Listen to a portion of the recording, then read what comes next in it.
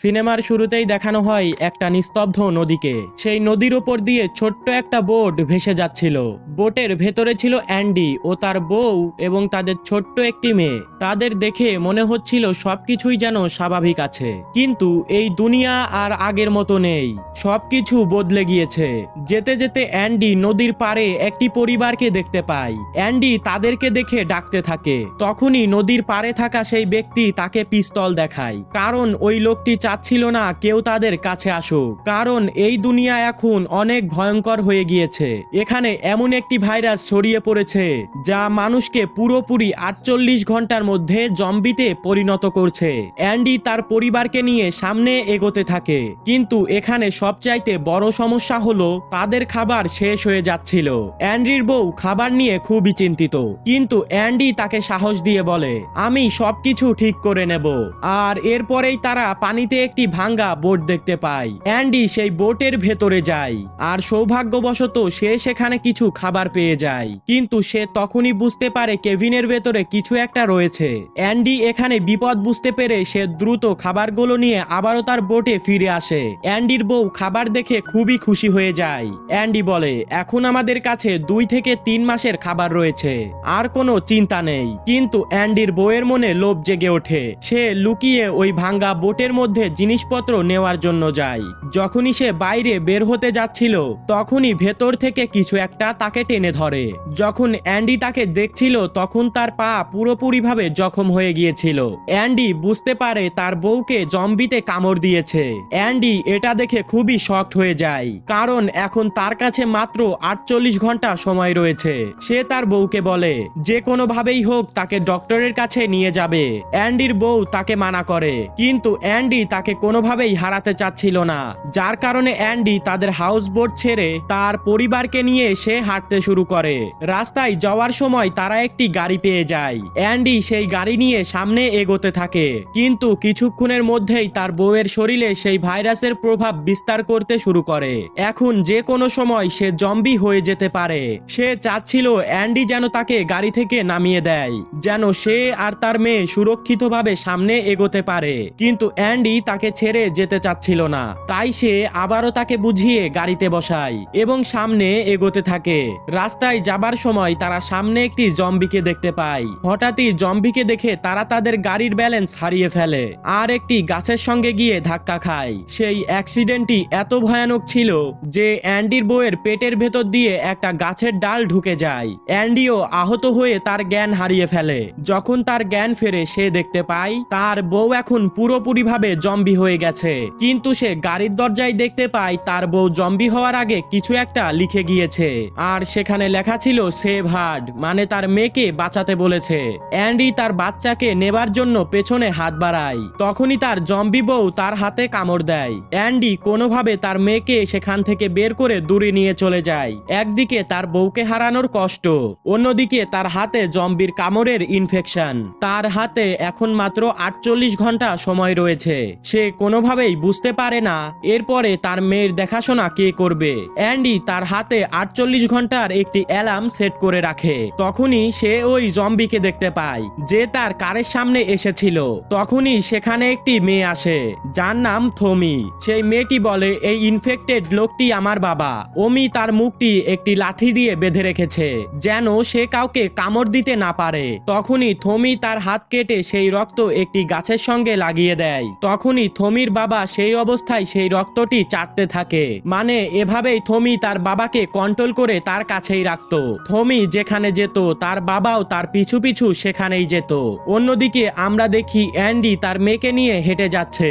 তখনই রাস্তায় তাদের পেছনের লাইটটি জ্বলে ওঠে। অ্যান্ডি সেই লাইটটি দেখে বুঝতে পারে হয়তো তাদের আশেপাশে কোনো এক জায়গায় মানুষ রয়েছে।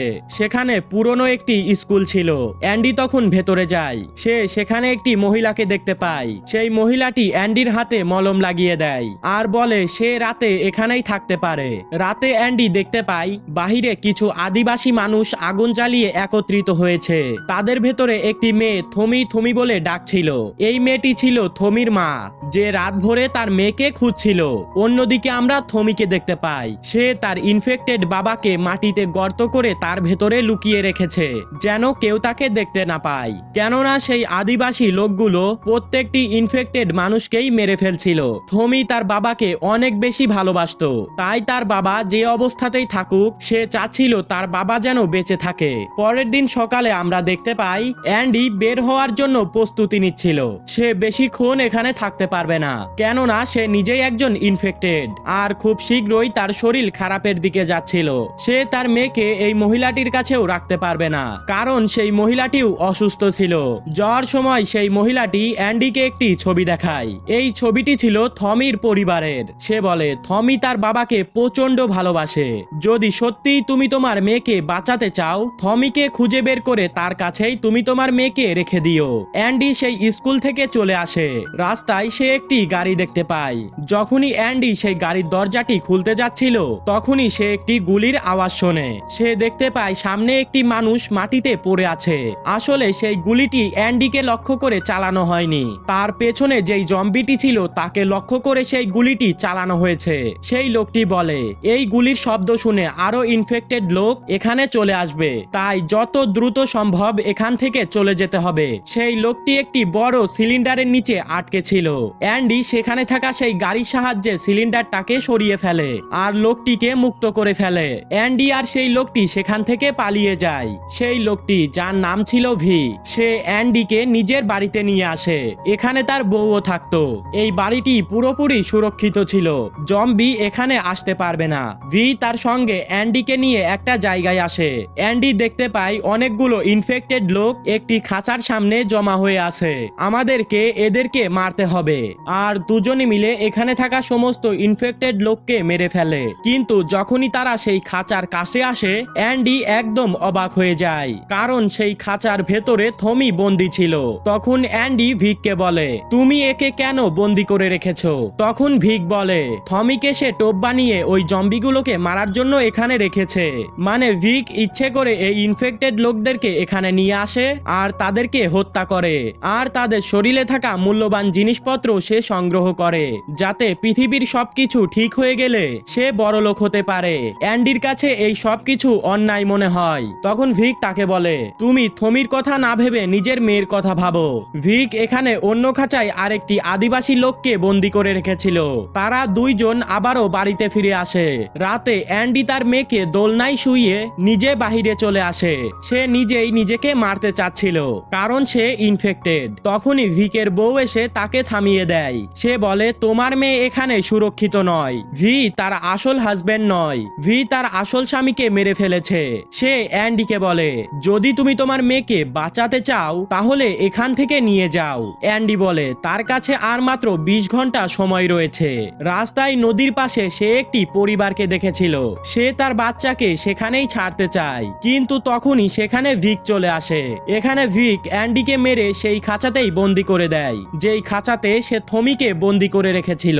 প্রথমে থমি অ্যান্ডিকে দেখে ভয় পেয়ে যায়। তখন অ্যান্ডি থমিকে বলে তোমার ভয় পাওয়ার কোনো দরকার নেই, সে তার কোনোই ক্ষতি করবে না।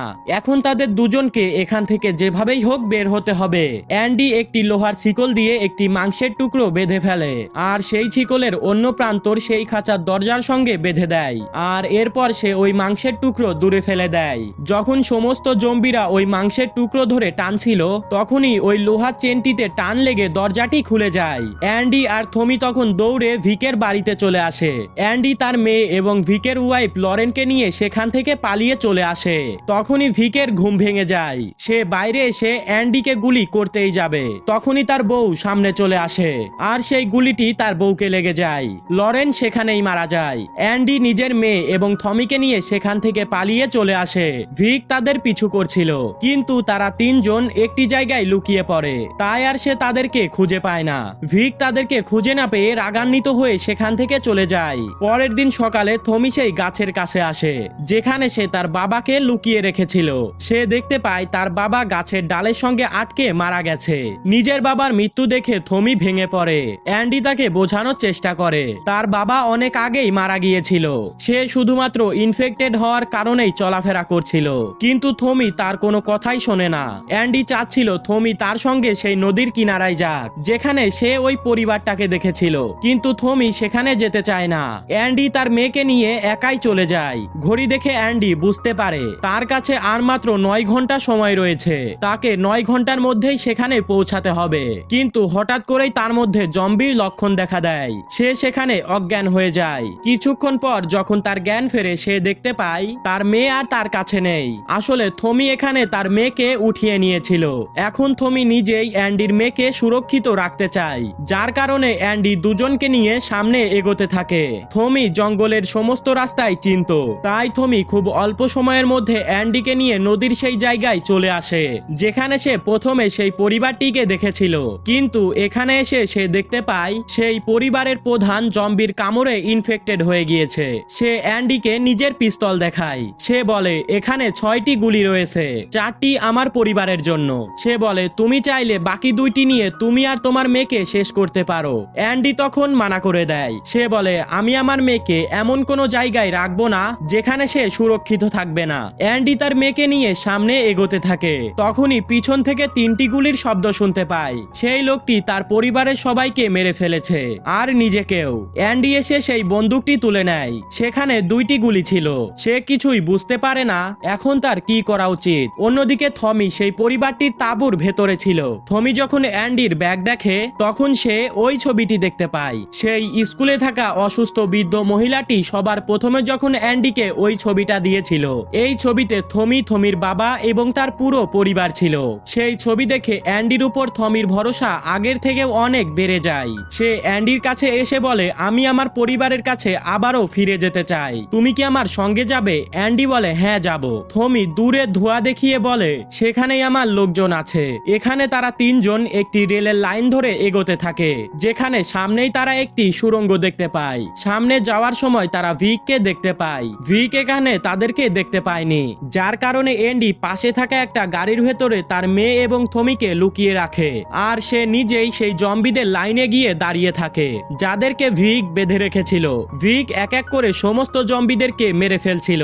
যখনই সে অ্যান্ডির কাছে আসে তখনই সুযোগ বুঝে সে রিভলভার বের করে ভিকের ওপরে আক্রমণ করতে যায়। তাদের মধ্যে তখন অনেক হাতাহাতি শুরু হয়, কিন্তু ভিক অ্যান্ডির কাছ থেকে বন্দুকটি কেড়ে নিয়ে অ্যান্ডিকেই গুলি করে দেয়। এরপর ভিক সেই গাড়ির কাছে আসে যেখানে অ্যান্ডি থমি আর তার মেয়েকে লুকিয়ে রেখেছিল।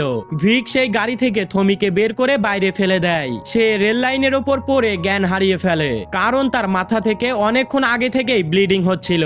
এরপর ভিক অ্যান্ডির মেয়েকে নিয়ে এক জায়গায় বসে পড়ে। অ্যান্ডি কোনোভাবে উঠে এসে ভিককে বলে আমার মেয়েকে আমার কাছে দিয়ে দাও। ভিক রেগে গিয়ে বলে তুমি আমার নরেনকে আমার কাছ থেকে কেড়ে নিয়েছো, আর আমি এখন তোমার মেয়েকে তোমার কাছ থেকে কেড়ে নেব। অ্যান্ডিও রেগে গিয়ে বলে নরেন কখনোই তোমার ছিল না। এই কথা শুনে ভিক কান্না করে ফেলে। সে বুঝতে পারে অ্যান্ডি ঠিকই বলছে, আর এরপর সে অ্যান্ডির মেয়েকে তার কাছে ফিরিয়ে দেয়। আর এরপর আবারও অ্যান্ডি, থমি এবং তার মেয়ে সামনের দিকে এগোতে থাকে, কিন্তু থমি কোনোভাবেই হাঁটতে পারছিল না। সে মাথায় অনেক আঘাত পেয়েছিল আর সেখান থেকে অনবরত রক্ত পড়ছিল। অ্যান্ডি থমিকে সাহস দিয়ে বলে তুমি যদি জ্ঞান হারিয়ে ফেলো তাহলে আমরা আর কোনোভাবেই সেই জায়গা পর্যন্ত পৌঁছাতে পারবো না। সে তাকে সাহস যোগাচ্ছিল এবং আস্তে আস্তে করে সামনে এগোচ্ছিল। রাস্তায় যাবার সময় আবারও অ্যান্ডির মধ্যে সেই ভাইরাসের লক্ষণ দেখা দেয়, কিন্তু সে তার মেয়ের কান্না শুনতে পেয়ে আবারও নিজেকে কোনোভাবে সামলে নেয়। এখানে অ্যান্ডির অবস্থা খুবই খারাপ হয়ে গিয়েছিল আর সে খুব বেশি দূরে যেতেই পারবে না। সে হাঁটু গেড়ে মাটিতে বসে পড়ে। সে তার কাঁপা কাঁপা কণ্ঠে থমিকে বলছিল তুমি আমাকে প্রমিস করো, তুমি আমার মেয়ের খেয়াল রাখবে। থমি তার চোখের দিকে তাকিয়ে বলে আমি তোমাকে প্রমিস করছি আমি আমার শেষ সময় পর্যন্ত তোমার মেয়ের খেয়াল রাখবো। অ্যান্ডি বুঝতে পারছিল যে তার সময় শেষ হয়ে গিয়েছে। সে তার মেয়েকে আদর করে একটি চুমু দিয়ে দেয়। অ্যান্ডি থমির কাছ থেকে একটি বক্স চায় যেখানে হাত বাঁধার টেপ ছিল। অন্যদিকে আমরা দেখতে পাই যেখানে ধোঁয়া উঠছিল, থমির মা ও তার দলের লোকেরা সেখানে জম্বিদেরকে মেরে আগুনে পোড়াচ্ছিল, যার কারণেই মূলত সেখানে এত ধোঁয়া ছিল। তখনই ধোঁয়ার মধ্যে থেকে অ্যান্ডি সামনে এগিয়ে আসে আর তার পিঠে তার মেয়ে এবং থমি ঝুলেছিল। অ্যান্ডি এখন পুরোপুরিভাবে জম্বি হয়ে গিয়েছে, কিন্তু তারপরেও সে তার পরিবারকে বাঁচানোর জন্য এগিয়ে যাচ্ছে। আসলে অ্যান্ডি থমিকে একটি লাঠি দিয়েছিল যার আঘাতে মাংসর টুকরো বাঁধা ছিল। সে জানতো জম্বিরা মাংসর দিকে আকর্ষিত হয়, যার কারণে থমি যেই দিকে মাংসের টুকরোটি ঘোরাতো অ্যান্ডি ওদিকেই সামনে এগিয়ে যেত। এভাবেই তারা 3 জন সেই সুরক্ষিত জায়গায় চলে আসে। থমি অ্যান্ডির হাত ধরেছিল। অ্যান্ডি এখানে পুরোপুরি জম্বি হয়ে গিয়েছিল, যার কারণে ওই আদিবাসী লোকেরা এখন অ্যান্ডিকেও মেরে ফেলবে। অ্যান্ডি আগে থেকে থেকেই তার মুখের মধ্যে ছোট কাঠের টুকরো দিয়ে রেখেছিল, যাতে করে সে কাউকে কামড়াতে না পারে। তারপরেও সেই আদিবাসী লোকগুলো তাকে মেরে ফেলে। সেই আদিবাসী লোক এবং থমির মা অ্যান্ডির মেয়েকে তাদের সঙ্গে রেখে দেয়, একদম নিজের পরিবারের মতোই। অ্যান্ডি নিজের মেয়ের পেটে থ্যাংক ইউ লিখে দিয়েছিল।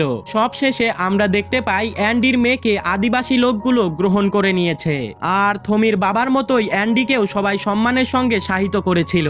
সো বন্ধুরা, এই ছিল আমাদের আজকের মুভি। তো মুভিটা কেমন লেগেছে অবশ্যই কমেন্টে জানাবা। ভিডিওটা যদি ভালো লেগে থাকে অবশ্যই লাইক করে চ্যানেলটাকে সাবস্ক্রাইব করে রাখতে পারো। দেখা হবে নতুন কোনো ভিডিওতে। ততক্ষণের জন্য সুস্থ থাকবা। দেখা হবে নতুন কোনো ভিডিওতে।